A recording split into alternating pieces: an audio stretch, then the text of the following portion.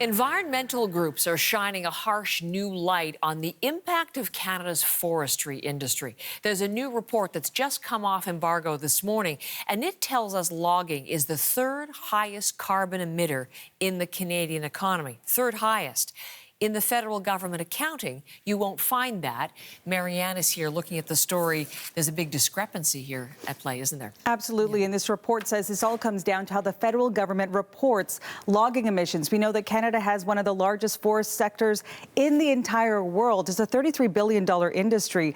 But this report from several environmental groups, including Nature Canada, says this all comes down to the fact that the federal government doesn't break down the logging emissions separately here. And the report's author also calls it an emissions behemoth. So taking a look at this here, it shows you the greenhouse gas emissions by industry in 2022. And you can see there that the net logging emissions were 147 megatons. That's behind transport at 156. And then oil and gas rounding out the top three at 217, rather, they're at the top, 217 megatons. And then agriculture and electricity much lower.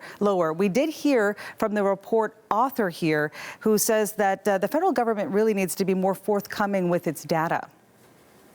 The Canadian government and the logging sector has operated under this myth that industrial logging, as it's currently practiced in Canada, is sustainable. The logging industry is one of Canada's high emitting sectors, and the fact that the government is not being forthright about that and is not treating it as such and is not treating it on par with other high emitting sectors has implications for Canada's ability to meet its 2030 climate targets.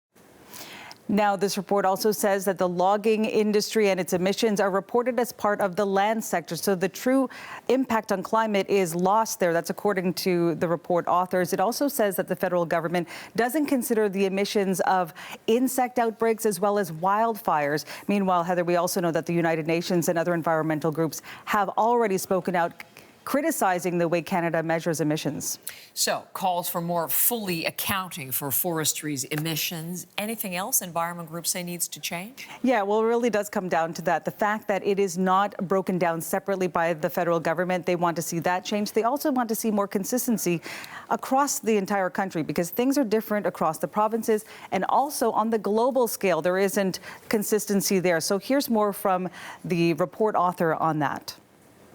We're seeing new policies arise internationally with the EU, deforestation regulation, and other measures. Canada's ability to compete and engage in the global marketplace is increasingly going to depend on it being forthright and truthful about its actual climate impacts. So more accountability, more transparency, and also a need for an action plan and more of a plan to reduce greenhouse gas emissions moving forward. As for Natural Resources Canada, it has said that it has a multi-year plan to improve its calculations. Okay, thank you very much, Marianne, with that study just off embargo this morning.